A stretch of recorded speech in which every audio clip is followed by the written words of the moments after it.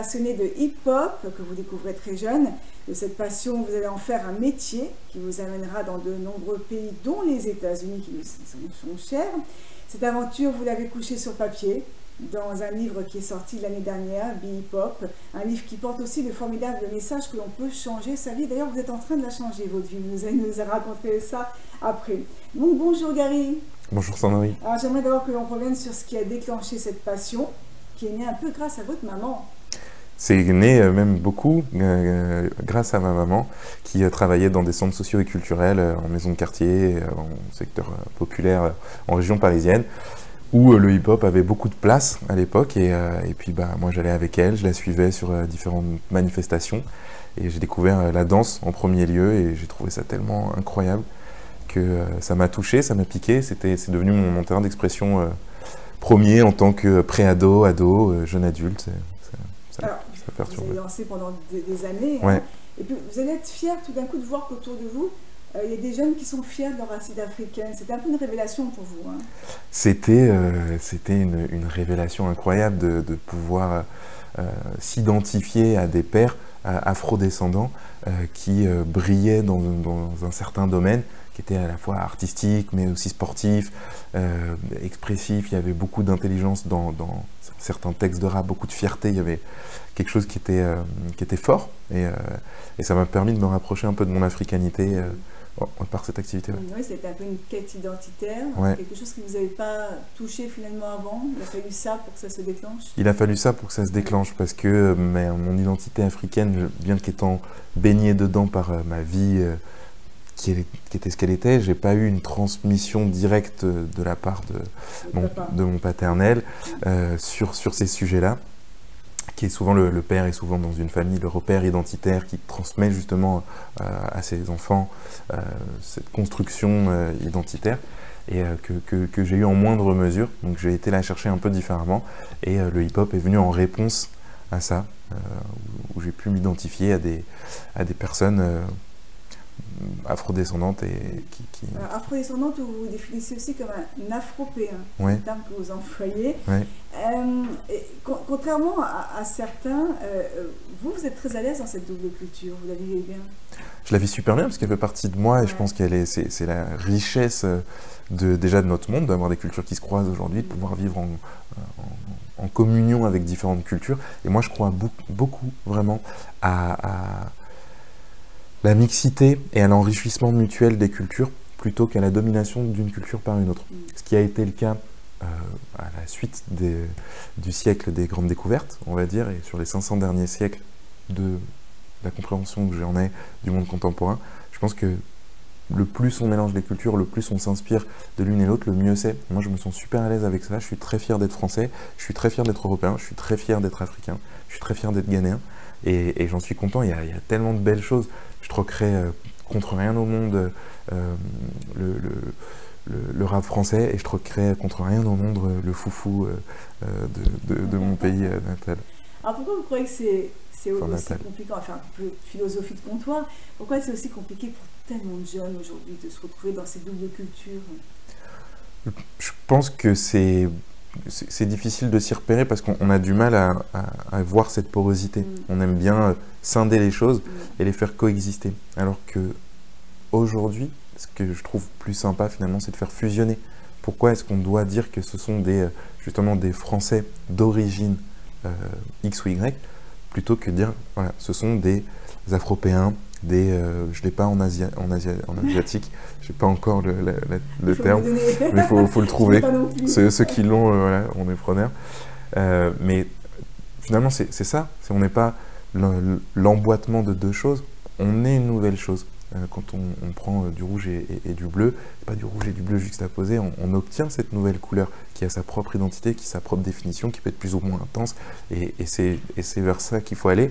Les jeunes aujourd'hui ont peut-être plus de mal parce qu'on n'accepte pas ça. T'es français ou t'es africain, ou voilà. Et d'ailleurs, c'est une vision très américaine finalement. Hein. Ouais,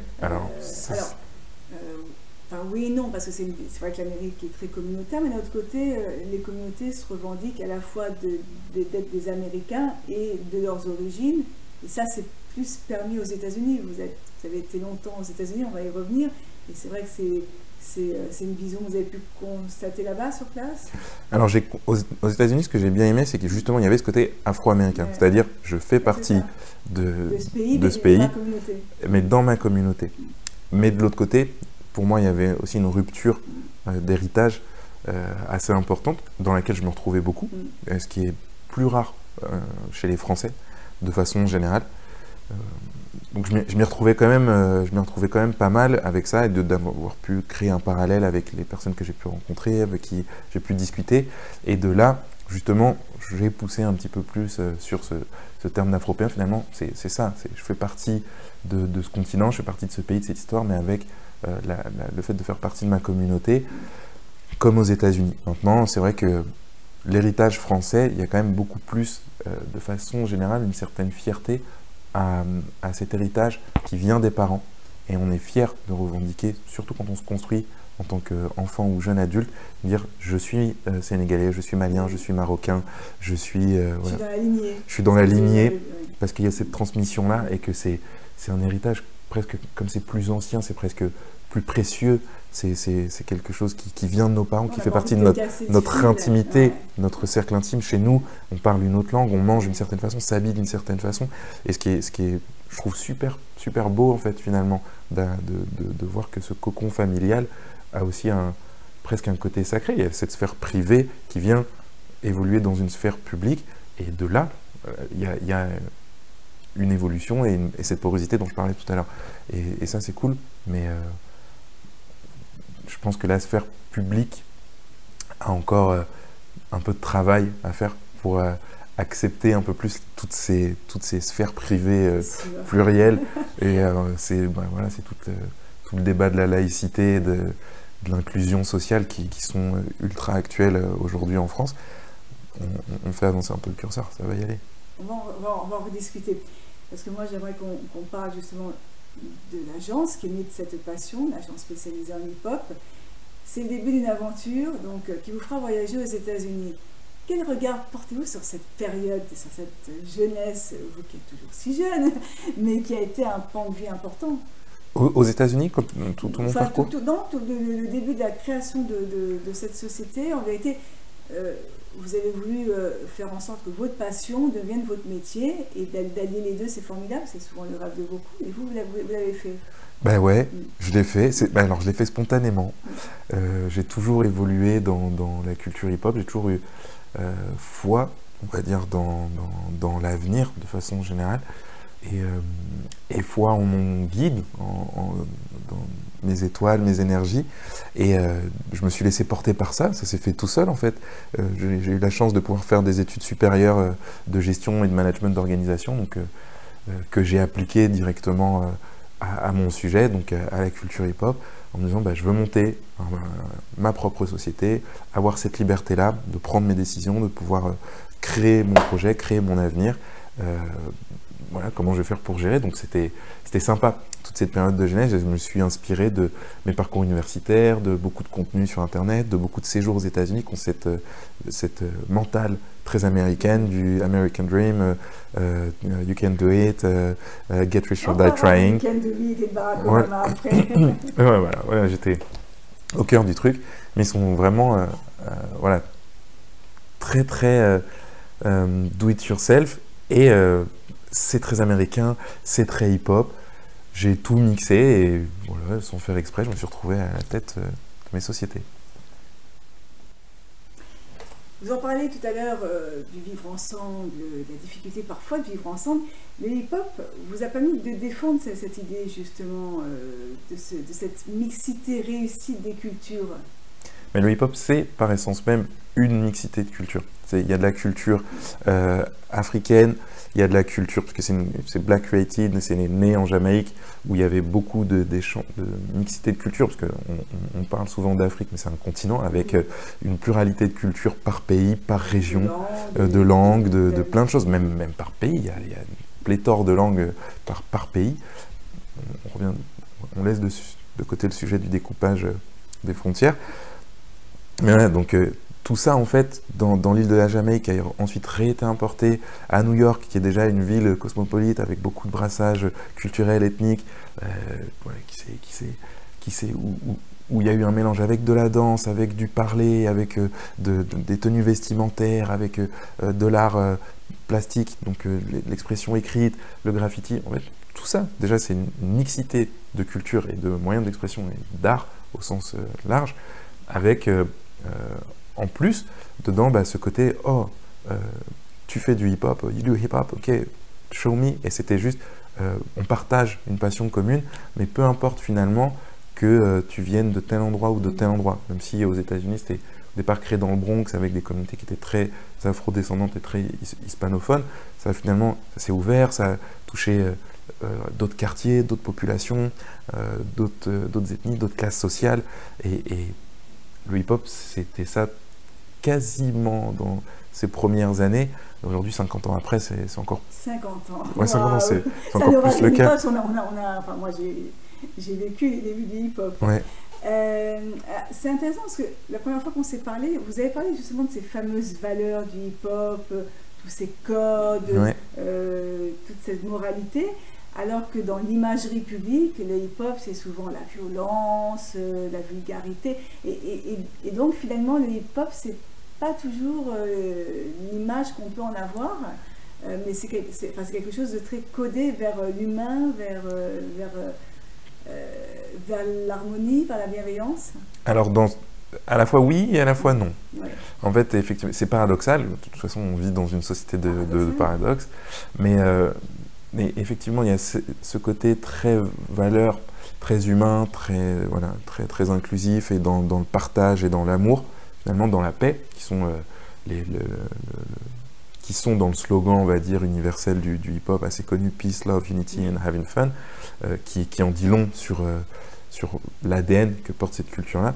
Après, c'est vrai que dans la forme, dans le quotidien, il y a beaucoup de violence, il y a beaucoup d'égo trip, il y a beaucoup d'égocentrisme, il y a beaucoup de sexisme, il y a beaucoup de capitalisme, il y a beaucoup d'autres choses qui sont peut-être moins attractives ou sans hiérarchiser des valeurs, mais qui sont peut-être moins sympas, qui ont moins bonne pub, moins bonne presse à l'extérieur. Et j'ai fait l'expérience des deux. C'est vrai que le hip-hop, le milieu hip-hop est parfois un milieu très violent, mais aussi un milieu très beau. Et en fait, je pense qu'il faut prendre les choses dans leur ensemble et accepter l'entièreté avec le bon, le moins bon. Il faut faire le ménage. Comme partout, Ouais. voilà, et faire le tri. Alors, justement, c'est qui les stars du hip-hop qui vous ont accompagné au début et puis finalement tout au long de ces années? Ah ouais, c'est marrant ça comme question, on m'a pas souvent posé la question. C'est vrai que j'ai eu la chance de pouvoir être un peu drivé par des personnalités du milieu. En France, par Nasty, qui est un des piliers de la culture hip-hop française, qui fait partie des importateurs de cette culture-là, qui est un des activistes au sein de la danse en France, que j'affectionne beaucoup, qui a eu vraiment un rôle important dans ma construction en tant que personne, en tant que hip-hop head. Voilà, donc merci beaucoup Nasty. Ensuite dans la danse toujours avec Mich, qui est aussi un danseur très reconnu dans ce microcosme de la danse freestyle notamment. Michel Onomo, donc merci à lui, il a pris le temps de me coacher, de m'apprendre, et tous les deux ont beaucoup partagé d'histoires sur le hip-hop, beaucoup de valeurs, c'était excellent.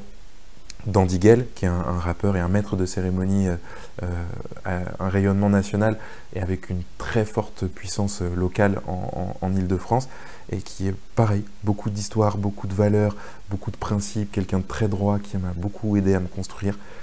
Donc voilà, merci à Dandiguel. Et finalement, c'était des gens proches de ma zone d'habitation, donc j'étais dans l'Essonne, dans le 91, en région parisienne, et qui m'ont fait beaucoup de bien.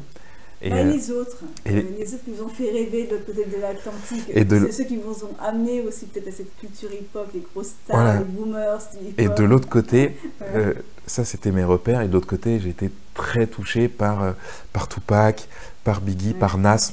Alors là, Nas, moi je suis un fan inconditionnel de Nas, un peu de Jay-Z, en France, beaucoup d'IAM. Mais je vais vous demander quid du rap français. IAM m'a beaucoup inspiré, la Funky Family, Kenny Arcana, Kerry James, un modèle sous plein d'aspects, sous plein de facettes, Kerry James. Voilà, c'est des noms qui sont plutôt dans les années 90, qui sont du rap des années 90, là où moi finalement j'ai grandi, et qui étaient très implantés début 2000, où j'ai pu les voir en tant que star à ce moment-là. Je ne les ai pas vus en upcoming, je les ai vus déjà très implantés. Ça, ce sont tous mes modèles d'inspiration. Alors on va revenir sur les États-Unis, parce que c'est une aventure qui commence très très jeune pour vous. Vous avez 16 ans, et quelque part vous étiez en Amérique pendant l'élection de Barack Obama. Ouais, c'était fou ça. Ça c'était fou. Ça c'était fou. J'ai eu la chance de pouvoir y aller. Donc j'ai fait partie du programme Jeunes Ambassadeurs avec les ambassades de France aux États-Unis et des États-Unis en France, donc qui ont mis en place un programme d'échange. Et j'ai pu aller là-bas donc pour l'élection d'Obama en tant que jeune ambassadeur, jeune francilien, issu de quartiers populaires, justement afrodescendant, donc il y avait ce côté un peu de création d'un échantillon d'une partie de la population pour recréer du lien. Et j'étais très content, c'était extraordinaire. Il y avait des gens dans la rue qui hurlaient, qui pleuraient, That's a Dream, qui était super émotif, qui extériorisait plein de choses. J'ai vu dans des salles de classe des débats politiques et philosophiques, mais qui étaient lunaires entre des professeurs de lycée et les étudiants. Mais je me dis, mais ah ouais, c'est profond. Et je voyais que c'était une découverte pour les lycéens de découvrir. Mais mon prof n'est pas raciste, mon prof a telle opinion, mon prof pense ça, mais génial. Voilà. Et puis, ils étaient fous à l'époque. Il y avait des boîtes de pubs il y avait des pubs sur les boîtes de céréales. Je me dis, mais ils sont dans un autre truc. Je vois mal un président français voter pour moi sur une boîte de céréales avec un signe. Ouais, c'était culturellement. On avance là-dessus. Hein. Ouais. On va y venir. Ouais, c'était fou. C'était fort. Et j'ai gardé le journal du jour J, j'étais très content. Alors, Gary, quel est votre regard sur l'Amérique d'aujourd'hui, notamment après tous les scandales liés à la mort des victimes afro-américaines? Est-ce que le Black Lives Matter a été nécessaire pour vous? Est-ce qu'il a changé le regard sur l'Amérique, donc de l'extérieur, donc de gens comme vous qui vivez ici? Est-ce que vous pensez qu'il a aussi changé l'Amérique? Je pense que le mouvement Black Lives Matter a changé le regard que le monde avait sur l'Amérique. Je pense qu'il a aussi changé l'Amérique en interne. J'en vois du bon et du moins bon. Le bon, effectivement, c'est que ça pose un sujet, ça remet au centre de la table, au centre du village, enfin bref, ça remet au centre en tout cas ce débat-là sur la scène publique. L'héritage un peu des civil rights, l'héritage de ce que je disais de l'époque des grandes découvertes. Finalement, qu'est-ce qu'on fait de ces cultures qu'on a absorbées aujourd'hui? On voit qu'il y a un problème, il y a un mal-être, il y a quelque chose qui n'est pas réglé, en tout cas. Qui n'est pas réglé, qui n'est pas optimal dans la vie sociale du pays et de façon élargie dans plein d'autres pays. Donc comment est-ce qu'on fait pour le régler? Et ça, c'est venu remettre en avant des problèmes, des dialogues, de la compréhension, extérioriser aussi un peu de trop-plein. Donc il y a eu des excès de violence de part et d'autre, mais je pense que ça fait du bien aussi parfois de s'exprimer. On n'est pas toujours obligé de débattre avec paix et amour de façon philosophique. On peut aussi s'exprimer avec nos émotions, avec de façon primaire, de juste extérioriser avec colère, rage, certaines choses, en trouvant un certain équilibre, de pas non plus partir trop loin. Mais ça a permis ça. Après, moi, ce que je trouve dommage, effectivement, c'est que je pense que ça a renforcé un clivage, finalement, plutôt que de recréer un espace de dialogue confortable où les gens puissent se réunir. Ça a presque remis chacun dans son camp, dans chaque coin, comme un peu un combat de boxe. Dans le coin rouge, dans le coin bleu, on est en place, on observe l'autre, et dès qu'on va au centre, c'est tout de suite pour se frapper, pour s'attaquer. Et ça, j'ai trouvé ça assez dommage, et je pense que ça a été facilité par certains groupes d'individus et encouragé d'une certaine façon dans un but que j'identifie pas encore très clairement, mais qui est proche de celui de vouloir orienter un peu l'opinion publique et la masse générale dans un consentement général non voulu et presque non conscient vers une situation finale que j'identifie pas encore. Donc forcément ça me dérange. forcément ça me dérange. Donc je suis assez méfiant sur ces... Après, l'Amérique a toujours eu ces groupes comme ça, un peu extrêmes, des Black Panthers, enfin, des choses en revendiquant, on crée aussi des scissions complémentaires. Je ne suis pas sûre que ce soit très, très nouveau. C'est pas très nouveau, c'était plus, pour moi c'est plus lié avec aujourd'hui l'évolution sur les dernières décennies des niches de dirigeants, de pouvoir, d'argent, etc., qui ont la possibilité de pouvoir orienter certaines actions ou d'orienter voilà, de façon générale la population, le monde dans une direction. Ça me dérange, très clairement. Et à l'époque des GAFA, encore plus, forcément ça me dérange. Après qu'il y ait des mouvements un petit peu extrêmes à un moment donné qui viennent limite en fait contrebalancer ce pouvoir-là, hein, parce que finalement ils sont peut-être violents parce qu'ils sont visibles, mais en termes de poids, ils sont moindres, et ça c'est pas récent. Et effectivement il y a eu les Black Panthers, il y en a eu d'autres à d'autres moments. Je suis pas spécialement contre ce type de mouvement, au contraire. Je pense qu'à un moment donné, une révolution, c'est parfois nécessaire. Et je pense qu'on est en train d'en vivre une qui est peut-être un peu plus sur la longueur. Mais on est en train de vivre une révolution ces derniers temps. Et j'espère qu'elle va amener du bon. J'y crois. J'espère aussi, parce qu'elle risque d'être longue et difficile. Exactement. Alors, je veux 2 mots sur votre carrière. Vous avez monté des festivals, vous avez participé à une multitude d'événements, vous avez monté aussi votre propre label. On pourrait en parler longuement. J'invite les gens à se renseigner aussi sur vous, à aller fouiller, il y a plein de choses. J'aimerais qu'on parle du livre aussi un peu. Pourquoi avoir pris la plume tout d'un coup?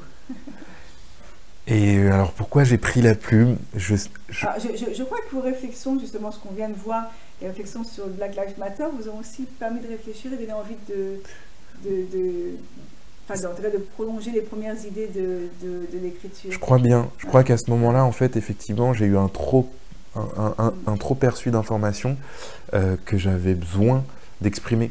Et c'est compliqué pour moi de m'exprimer. Finalement, parce que de mettre les idées en ordre, de construire une rhétorique, et que j'accorde beaucoup d'importance à la façon dont je vais exprimer mon message et la façon dont le message va être perçu. Sachant qu'en plus chacun a des biais, des filtres, etc. C'est très compliqué. Donc voilà, je me retrouvais dans cette difficulté-là, dans plein d'échanges que j'avais avec mes proches, dans ma sphère privée, parfois publiquement aussi. Et je me suis dit, je vais essayer de le poser, de prendre le temps de réfléchir et de l'exprimer différemment. En écrivant, et après avoir beaucoup dansé, après avoir créé un projet musical, j'avais envie de laisser une trace un peu plus dans la durée, peut-être moins éphémère, et avec une nouvelle forme d'expression. Donc je me suis dit, l'écriture, allez, on teste, et ça m'avait fait beaucoup de bien d'écrire, moi, dans un parcours de psychanalyse personnelle. Et donc je me suis dit, je vais aller au bout de ce truc-là. Il y a beaucoup de vous dans ce livre. Ouais, je me suis énormément livré. Je me dis, on tente, on verra bien. Et au départ, je suis parti vraiment d'une page blanche. Je suis parti, j'ai commencé à écrire quelques lignes, et puis là c'est venu, des idées, donc j'ai commencé à structurer, et c'était génial. Je me levais, j'ai commencé à écrire pendant le début des confinements en France, la pandémie en 2020, et donc je me levais très très tôt le matin, j'avais plein d'énergie, mais j'étais chez moi, enfermé, je me levais 4 ou 5 heures, et j'écrivais jusqu'à plus soif, tant qu'il y avait de l'inspiration pendant des heures, et puis après je revenais dessus, et franchement c'était une belle période, c'était un beau souvenir, je suis content d'avoir fait, et je me suis rendu compte à quel point l'écriture était jouissive, et à quel point c'était un exercice que j'affectionnais particulièrement, et qu'on devrait tous faire, et où j'avais l'impression de ne pas être trop mauvais. Ouais. Finalement, j'ai un style particulier, mais qui mérite d'évoluer, hein, mais je me dis, c'est pas mal, je me sens à l'aise à le faire. Content. Ouais, je suis content. C'est le sentiment que vous avez eu quand vous avez écrit la dernière ligne du livre, vous vous êtes dit quoi? Qu'est-ce que vous avez ressenti? On m'a jamais posé cette question, c'est trop bien, je suis trop content. Dernière ligne, je crois que quand j'ai fini le livre, quand j'ai fini le livre, c'était une réalisation incroyable. Incroyable. Je me dis, mais là, je viens de faire un truc extraordinaire pour moi, pour le monde, j'avais l'impression d'avoir écrit presque la Bible. Pour moi, ce livre était d'une portée incroyable. Aujourd'hui, j'en suis tellement moins fier. Je suis très content de mon livre, mais mes idées ont évolué, ma façon d'écrire, ma façon de penser, l'expérience que j'ai acquise, me semble-t-il d'ailleurs, l'expérience que j'ai acquise au cours des dernières années dans les sujets littéraires, dans des sujets d'édition, de tout ça, me fait me dire, bon, c'était pas ouf, il est bien ton livre, mais Et je n'ai pas fini. Tranquille, voilà. J'ai d'autres choses à dire. Je vais reprendre la plume. Je vais reprendre la plume pour faire mieux, pour y retourner. Mais ouais, quand j'ai fini, j'étais super heureux, super fier. Vous le disiez, vous venez de la banlieue, de l'Essonne. Et vous avez fait de vos rêves une vie plutôt bien réussie. Comment on peut insuffler que tout est encore possible aux autres jeunes, notamment dans les quartiers difficiles? Je pense qu'il faut juste le faire pour soi. Et là, c'est plus trop cool. Merci pour la question. C'est un peu dans mes pensées du moment qui sont très inspirées du taoïsme, finalement, d'être soi-même. Et le titre de mon livre, c'était un peu ça. Déjà, le titre du livre, Be Hip Hop, c'était Be You, Be Yourself. Et en fait, soyez vous-même et avec votre culture, avec votre héritage. Et en banlieue, il y a beaucoup de hip-hop. Et en banlieue, fréquemment. Il y a aussi cet héritage dont on parlait culturel. Soyez-en fiers, ça fait partie de vous. Et en fait, en lâchant prise, sans essayer de forcer à accomplir quelque chose, juste en vivant, en acceptant les événements, en donnant le meilleur de soi à chaque instant, en acceptant les erreurs qu'on peut faire, en acceptant les incompréhensions, les injustices, en laissant vivre la vie finalement et en vivant la sienne, on peut accomplir de belles choses et donner l'exemple à d'autres de pouvoir le faire sans chercher à donner l'exemple. Et c'est un peu, je pense, la meilleure façon de pouvoir procéder et de déclencher quelque chose de positif. Sans moralisation. Sans donner des leçons, être juste un exemple. Ça se fait tout seul et sans chercher à l'être. Ça crée cet effet de domino et en laissant briller sa lumière, on permet aux autres de laisser briller la leur, mais chercher à faire briller sa lumière en se mettant en avant, là va avoir un effet un peu d'effacement. Donc voilà, je pense qu'il faut juste être soi. Être soi. On peut en parler pendant des heures, Gary. J'aimerais qu'on termine sur vos projets, parce que là, il y a une refonte de vie, j'ai envie de dire. Alors, il y a des livres qui vont sortir, un livre et un scénario, si j'ai bien compris, si j'ai bien suivi, mais il y a surtout un nouveau projet de vie. Surtout, nouveau projet de vie, plus simple, plus proche de ma vie de famille, plus proche de moi, de mes valeurs. Et donc, pour l'instant, j'ai mis de côté mes projets de dirigeant d'entreprise. C'était énorme, c'était dur à gérer. Mentalement, moralement, donc là j'ai pris quelque chose de plus simple et j'accompagne des porteurs de projets pour des projets créatifs, des projets à impact qui font sens pour moi dans l'amorçage de leurs projets, dans un passage à l'échelle, un développement. Ça me fait du bien d'aider les autres et d'utiliser mon expérience et mon expertise sur des sujets notamment marketing, business ou créatif, stratégique pour aller plus loin et ça me dégage du temps pour être avec moi, être avec les miens, écrire. Et justement écrire sur un nouvel essai philosophique et un scénario et plein d'autres choses, j'espère, et je ne sais pas de quoi demain sera fait. Ça me laisse le temps de cuisiner, qui est aussi une de mes grandes passions. Quand vous parlez d'accompagner dans le domaine de la création, c'est très vaste, c'est un peu tout ce que vous avez touché, parce que c'est aussi les métiers de la bouche. Oui, complètement. C'est le cinéma, c'est la musique, la danse, l'écriture, j'en ai oublié. Il y en a peut-être d'autres, je ne sais pas encore. L'art, effectivement, j'étais dans l'art plastique dernièrement, donc c'est tous les métiers de création. Ouais. Alors on mettra à la fin de cette interview vos coordonnées, voilà, si des jeunes ont déjà un projet commencé, c'est ça, on ne parle pas de la page blanche, on parle d'un projet qui a besoin d'évoluer positivement. C'est ça, un projet qui stagne, qui stagne ou alors qui démarre, mais ça dépend en fait des moyens de ses ambitions finalement pour que le projet soit viable et puis il n'y a pas forcément de critères d'âge, jeune ou moins jeune, peuvent me contacter. C'est le porteur du projet. Peuvent tout à fait me contacter. Je suis ouvert à plein de choses et j'ai hâte de pouvoir découvrir de nouveaux projets sur lesquels bosser. Merci Gary. Donc Be Hip Hop, qui est sorti l'année dernière, qui est toujours en vente sur Rencontre des auteurs francophones. Donc n'hésitez pas à le commander. Et puis si vous le commandez de France, eh bien Gary vous fera une petite dédicace. Avec grand plaisir. Un grand message pour un monde futur meilleur. Merci Gary. Merci Sandrine. Très enrichissant comme d'habitude. Au revoir.